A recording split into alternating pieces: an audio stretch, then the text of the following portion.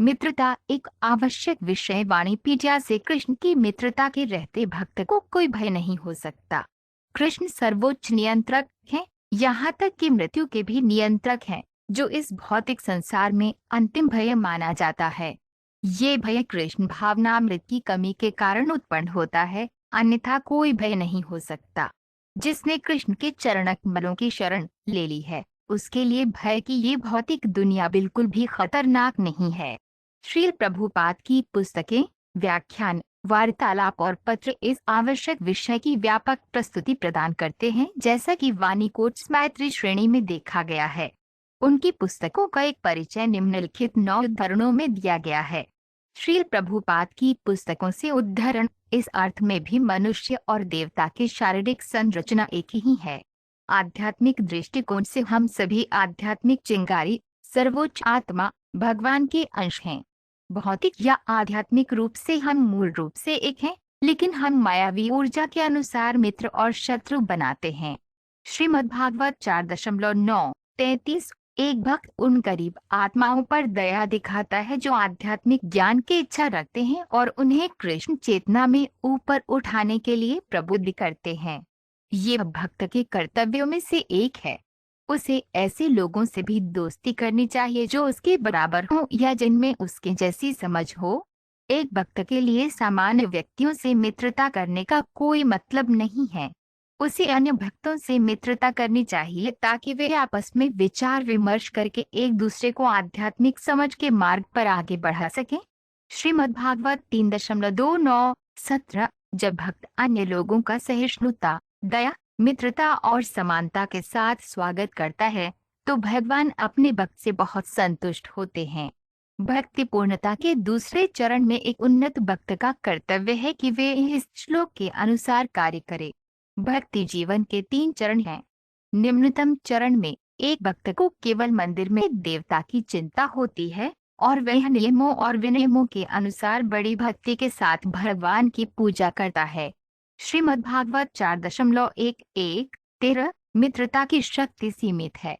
यद्यपि कोई मित्र होने का दावा करता है, परंतु वो असीमित रूप से मित्र नहीं हो सकता।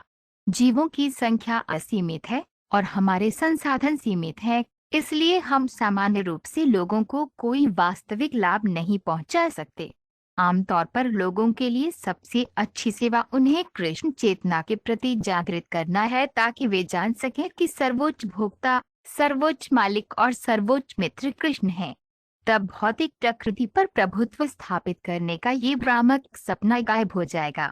श्रीमद्भागवत 3.2-4। यदि कोई कृष्ण को परम मित्र के रूप में स्वीकार करता है, तो उसके लिए भौतिक मित्रता का आकर्षण समाप्त हो जाएगा और वह सांसारिक झगड़ालुओं के साथ तथाकथित मित्रता से निराश नहीं होगा।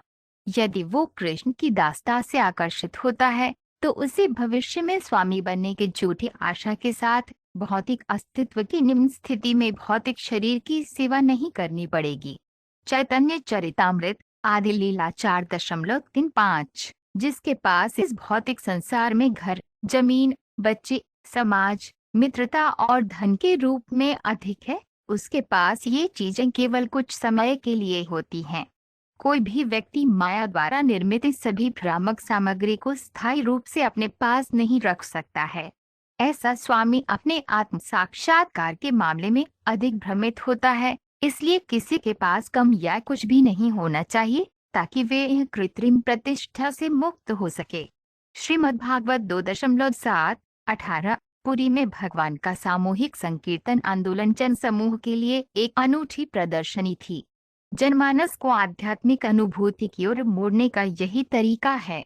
भगवान ने सामूहिक संकीर्तन की इस प्रणाली का उद्घाटन किया और सभी देशों के नेता इस आध्यात्मिक आंदोलन का लाभ उठा सकते हैं ताकि लोगों को एक दूसरे के साथ शांति और मित्रता की शुद्ध स्थिति में रखा जा सके। यही अब पूरे विश्व में वर्तमान मानव समाज की मांग है।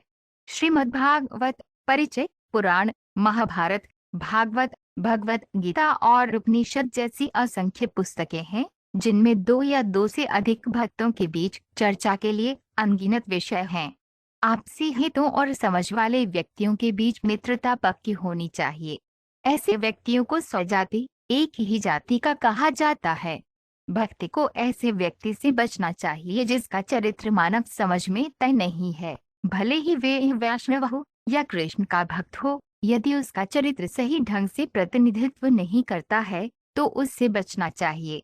श्रीमद्भागवत 3.29। 17। समाज, दोस्ती, प्यार और शुभ चिंतक ये सब अलग अलग शरीरों में पैक होने के परिणाम मात्र हैं।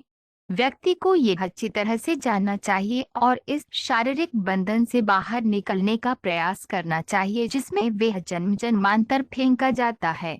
व्यक्ति को भगवान कृष्ण की शरण लेनी चाहिए और भगवान के पास वापस लौट जाना चाहिए। श्रीमद्भागवत 4.28। 60।